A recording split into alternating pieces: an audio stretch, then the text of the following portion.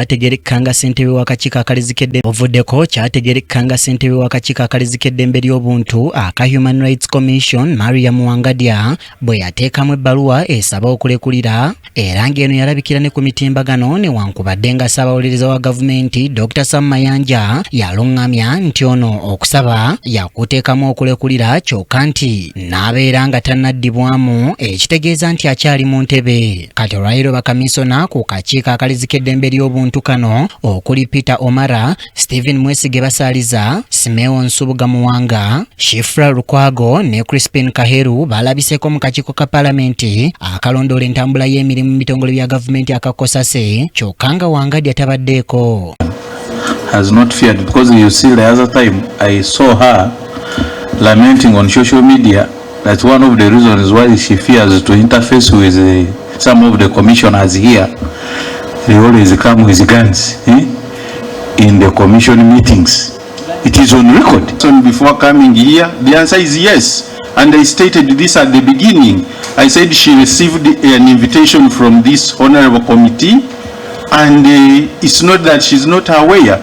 And when I spoke to us, he said, the matter you are going to discuss is Auditor General's report. I'm not a technical person. Yes, I did speak to her. I would like this to be on record. Bano babadde bagenze okubeerako bye baanukula ebikwatagana n'ebyafulumira mu alipoota eyasaabalirizi w'ebitabo bya gavumenti ey'omwaka 2024-2025 nga bategeezezza nti wadde nga mu mateeka buli mwezi balina okuba n'olukiiko naye okuva lwe baatuula ng'ennaku z'omwezi 9 omwezi ogwokusatu omwaka guno tebaddanga mu kusisinkana wadde nga buli omu ku mulimu akiika nga bw'ateekeddwa ng'era n'omusaala bagufuna mu bujjuvu. That is an administrative structure. For the tribunal to sit, the chairperson has to preside over it as per the guidelines in place. So the two are different. It's important to distinguish those two roles. To come with an answer on Friday, the issue of the missing Buganda chairperson, Honorable Mwanga Chivumbi. We have been seeing photos trending showing how he was badly beaten. Wabula kamisona Jacqueline Atwaire akubaganya empawa ne banne bw'ategeezezza ababaka nti ye n'olutuula lwe boogerako olwasembayo teyalumanya kubanga teyayitibwa ate nga buli lunaku agenda ku mulimu ekintu ekiraze enjawukana n'obutakkaanya mu maaso g'ababaka.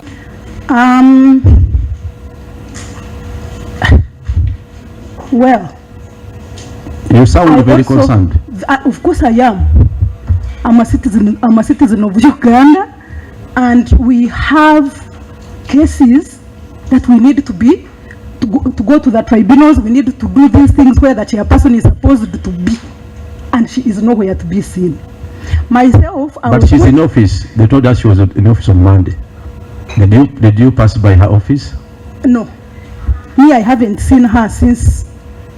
Do you actually report to Uganda Human Rights Commission offices? Yes, I do. When we once in a while, but recently there has not been much. Why? Because the chairperson is not in office, and it is only Saturdays where we are supposed to have a leave, and she has had a leave forever. What? Yes. So that is progressively we have because we had cases as old as 2005.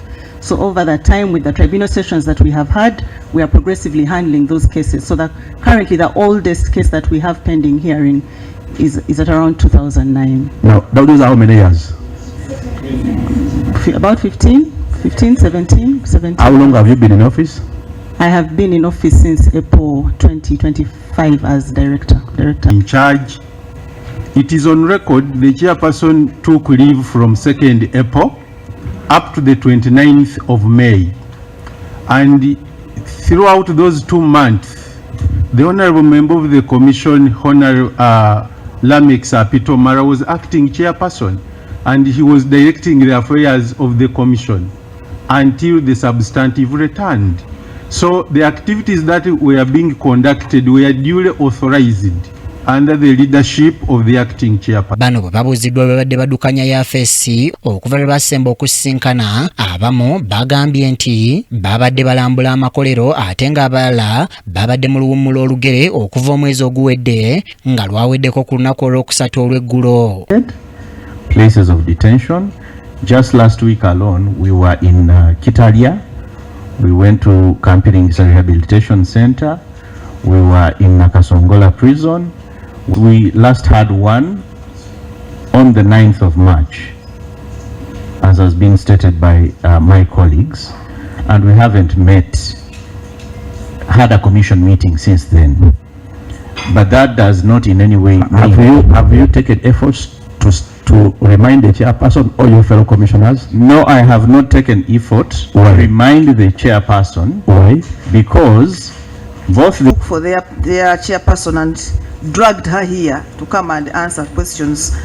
Let's hear from the other. Ssentebe w'akakiiko ka Kosasero omubaka wa Kyaddondo East Mwadanku Nnyingi alagidde bakamisona bano mu mbeera yonna okudda ne Maria Muwangadya ku Lwokutaano oba si kyo akakiiko kakukozesa amateeka okumuyigga okumuleeta.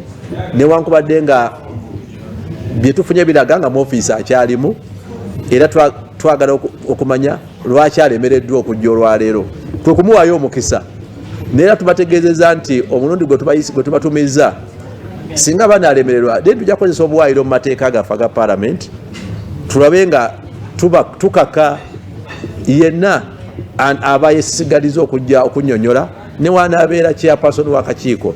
Era tutumiza ne yali accounting office nga bye bituufu ebigenda mu maaso mu kakiiko k'eddembe ly'obuntu. Era tubatumye n'okukomawo ne report ku kiki bakoze mu kulondoola abantu abawambibwa n'abasibibwa omuli n'omu ku yali omubaka wa Parliament owa Butambala Honorable Mwanga Kivumbi.